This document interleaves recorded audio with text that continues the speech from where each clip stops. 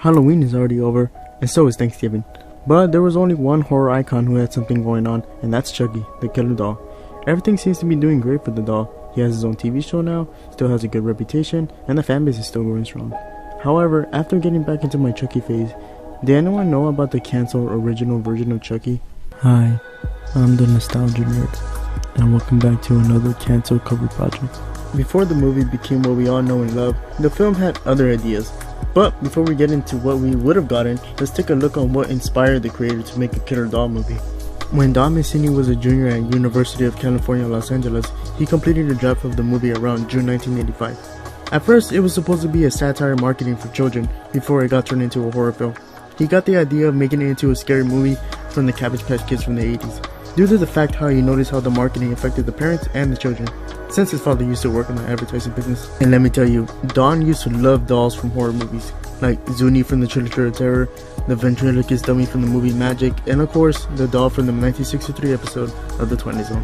However, unlike the dolls I included, Don wanted to make something different, something fully developed. He began thinking of alternate titles like Blood Buddy or Batteries Not Included, and that's where he took a path that led to somewhere perfect.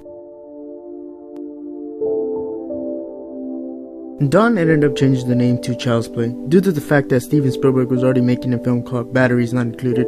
Chucky's name was originally going to be called Buddy, but sadly, since there was a doll being developed in 1985 called My Buddy Doll, it wasn't allowed. Chucky was described to be a 2-foot tall doll with big cheeks, a long sleeve shirt, some pants with a belt, and some sneakers.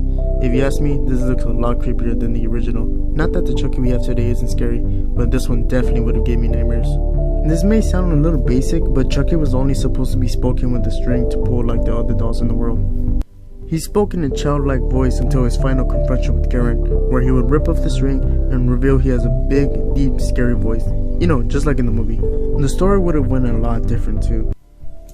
Instead of Karen working at a random shop, she would have been an advertising exclusive for the Good Guy Doll Company, where she's recently divorced with her husband, while Andy had an unconscious resentment towards her, as Karen was an overworking single mother who was barely around for Andy. To make it up for it, she would get Andy a Good Guy doll. Now, what made this doll so different from the actual film is the doll had synthetic blood and latex skin. Let's say if the kids played too rough and tore the latex skin, they would have to buy Good Guy doll bandages, you know, just to sell more products. You're probably wondering how Chucky would have became alive. Well, in this version, Andy would for some reason cut his own thumb and mix his blood with Chucky's blood, so they can be best friends forever. Wow, this Andy seems more messed up than the Andy we got. Anyways, this causes Chucky to be alive due to Andy's blood, which was part of Andy's rage. He goes on and kills Andy's bullies, teachers, babysitter, and even his own mother. Chucky would only be alive when Andy's asleep, since Chucky is the embodiment of Andy's consciousness.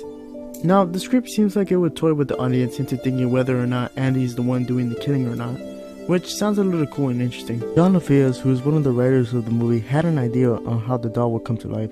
His plan was involving a prisoner who is about to be electrocuted on the death row, and having the criminal be reborn into a doll at the nearby Good Guy doll factory. Now, in my opinion, I sort of found this idea to be lazy, to which it doesn't really make any sense. So I'm glad they went with David and Tom's idea, where they 100% changed the film. So with that being said, why did they change the movie?